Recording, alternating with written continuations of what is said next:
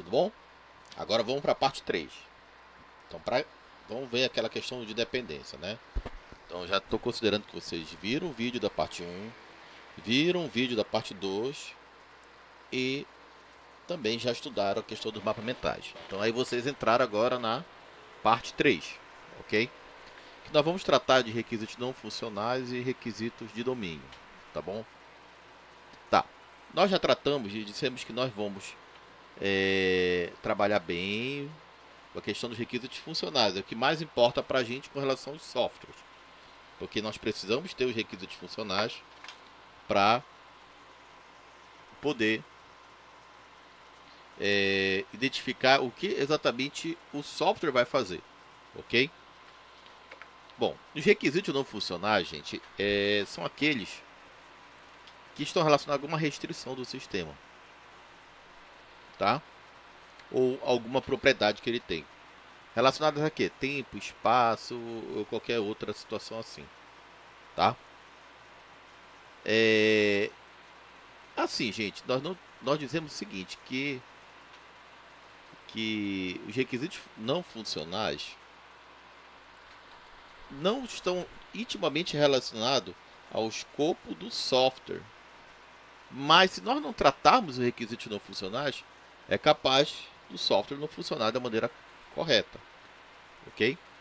Então, por exemplo, requisito de processo também pode se especificar o uso de determinadas linguagens de programação, método de desenvolvimento. Como eu coloquei lá no caso lá do mapa mental, né? Que o cliente queria que aquele software fosse desenvolvido em uma linguagem PHP não, Java. E aí, por exemplo, a equipe não sabe, isso já é uma questão de, de um trabalho de viabilidade, se vai ser feito ou não.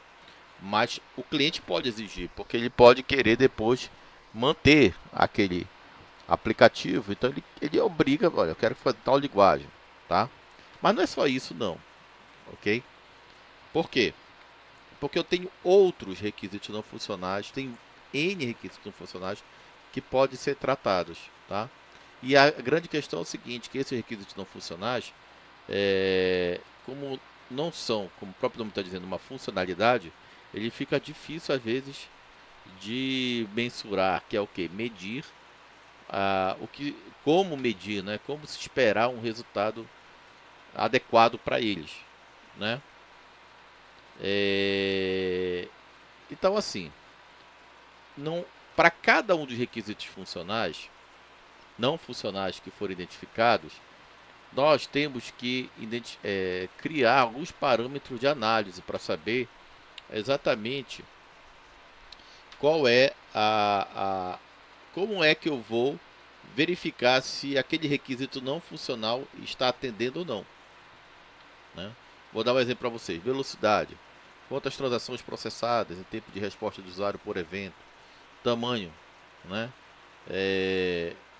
Um exemplo, eu só posso carregar arquivo, eu posso permitir até que carregue arquivo a mais de 100 mega, né? Já é muita coisa, né? Então, como é que eu vou medir? Através do, do, do, do tamanho do arquivo, né? Facilidade de uso, eu posso criar minha própria forma de medida, como tempo de treinamento, números de quadro de ajuda, né? Confiabilidade, tempo médio das falhas, probabilidade de disponibilidade, taxa de ocorrência de falha. Como é que eu posso medir que ele é um software robusto? Quanto tempo de reinicio após uma falha? Percentual de eventos causados a partir de uma falha, probabilidade de corrupção de dados após falha, portabilidade, percentual de declarações dependentes do destino, número de sistema de destino. E outra coisa, vocês perceberam que as propriedades que a gente trata aqui são propriedades extremamente sensíveis. Então, voltando para esse slide aqui, nesse tópico aqui embaixo que eu estou colocando, eu digo: requisitos não funcionais podem ser mais críticos que requisitos funcionais. Pode ser. Entendeu? Por quê? Porque se, por exemplo, se o software não for robusto, pensa num sistema lá para o Enem, né? De inscrição do Enem. Se ele falha muito, não tem robustez, né? e quando ele falha, ele demora muito para reiniciar após a falha, o que acontece? O sistema acaba se tornando inútil ou ineficaz, né? Para aquela finalidade que ele tem. Então, os requisitos não funcionais, a gente tem que se preocupar com eles, a gente tem que é, já se preocupar desde o início, mas cada um deles tem um tratamento diferente. A forma como eu vou tratá-los dentro do meu, do meu projeto, eles são diferente uma da outra, tá? É, então, essas medidas aqui, alguns exemplos para vocês aqui. Aqui são alguns exemplos de requisitos não funcionais, né? Nós temos uma classificação para requisitos não funcionais, que são de produto, organizacionais externos, né? Então, de produto, quando ele está ligado diretamente ao comportamento, em particular do produto, como velocidade de execução, confiabilidade. Os requisitos organizacionais, quando estão tratando diretamente de políticas organizacionais, de procedimentos que a organização já possui, né, como padrão de processo usado, requisito de implementação, etc. Requisitos externos, né, que quando tem alguma questão de fator externo ao sistema, ao processo de desenvolvimento, por exemplo, alguma legislação que tenha, né, e que afete o, um exemplo, né? Ah, tem uma atualização lá dos critérios de imposto de renda. Meu sistema de recursos humanos tem que estar sempre atualizando aqueles critérios de imposto de renda, mesmo que eles sejam externos ao, ao sistema, tá? Então, exemplo de requisitos não funcionais. Um exemplo aqui, tem três exemplos. Por exemplo, um requisito de produto. Toda consulta ao banco de dados baseada em código de barras deve resultar em até 5 segundos. Né? Isso foi colocado como requisito, não pode demorar. Né? Ou se demorar, no máximo, o tolerável são 5 segundos. Todos os documentos organizacionais, aqui um exemplo. Todos os documentos entregues devem seguir o padrão de relatório XYZ00.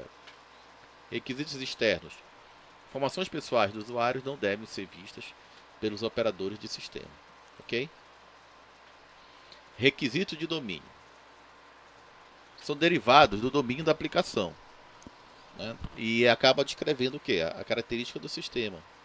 E também a qualidade, né? que reflete o domínio. Então, gente, o que é o domínio de uma aplicação? O domínio, podemos dizer assim, que a grande área da qual aquela aplicação faz parte. Né? Então, eu tenho um sistema de estoque de medicamentos para o hospital, ele faz parte desse domínio, que é o domínio hospitalar. Tá? E tem requisitos que faz parte desse domínio, né, do domínio hospitalar, né, de tratar com questões de hospital.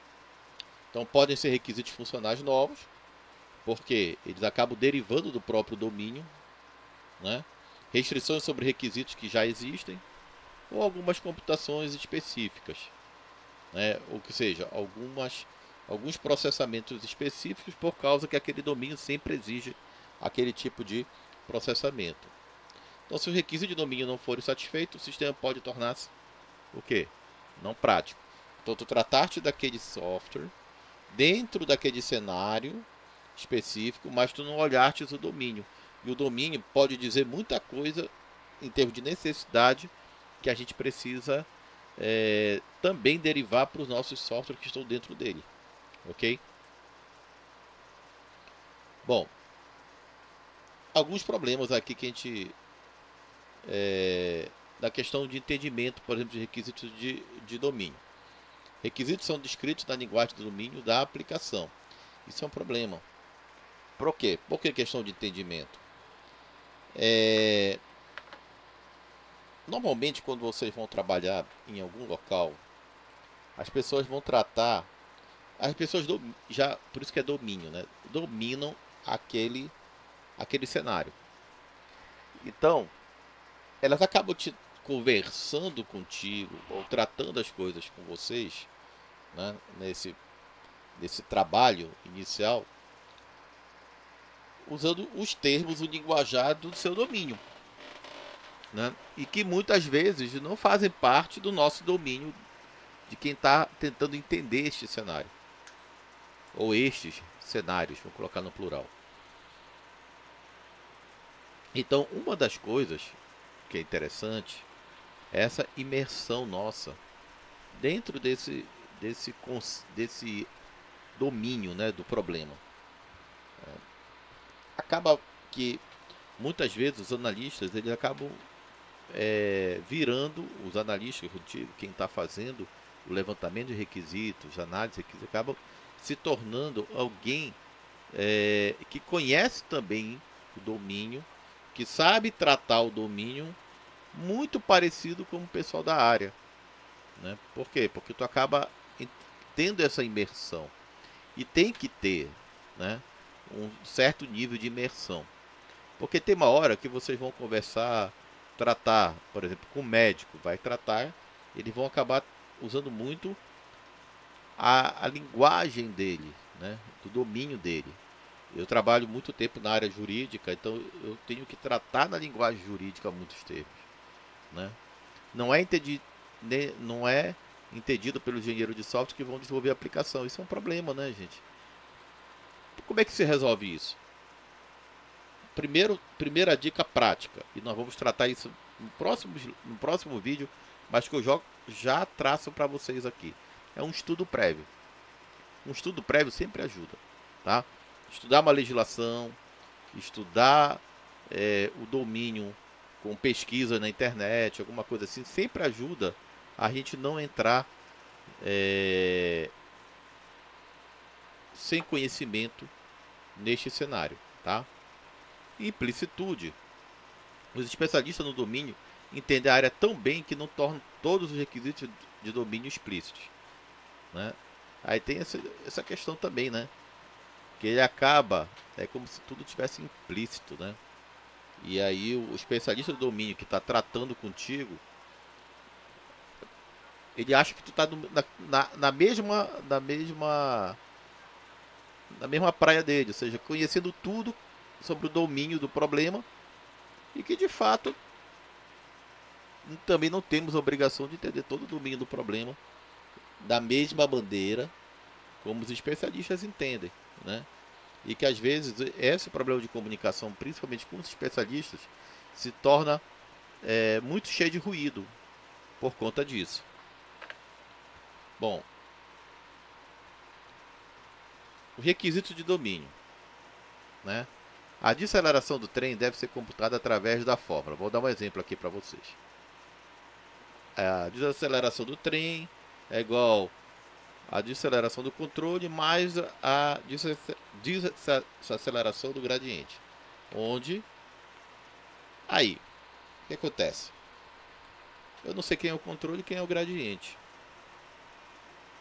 Eu tenho que entender isso. Às vezes, os especialistas de domínio tratam desses termos, controle e gradiente, sem com vocês, com quem está fazendo a análise, sem se preocupar se ele está sendo muito específico, muito profundo nessa linha, e que se vocês estão entendendo, ou se nós estamos entendendo, né?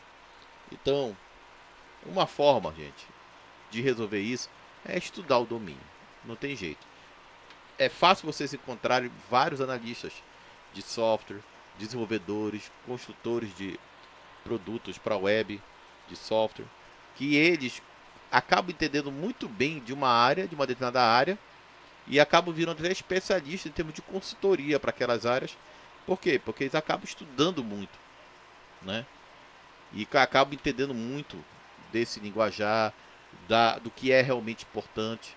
Então, é um trabalho que a gente tem. Eu digo até que a gente acaba virando parte de vários domínios, né? Da onde a gente passa, a gente acaba entendendo muito desses domínios. Eu já fui do domínio bancário, já trabalhei em área bancária, área jurídica agora, já trabalhei com área educacional, já trabalhei com área médica. Então, tudo isso a gente vai passando de recursos humanos. A gente acaba entendendo esse domínio todo, né? E aí, gente, os requisitos a gente pode ser dividido dessa forma, né? Que são os requisitos de usuário e de sistema, ok? Dessa divisão a gente tem os requisitos funcionais. Os requisitos funcionais nós vamos tratar de fazer a elucidação desses requisitos a partir do próximo vídeo. Tem os não funcionais e tem o de domínio, tá? E aí nós temos dos não funcionais de produto, organização e externo, ok? Mais um vídeo para vocês aí. Estamos naquela estratégia de fazer vídeos pequenos e aí a gente vai fazendo por partes o estudo desse nosso conteúdo, tá bom?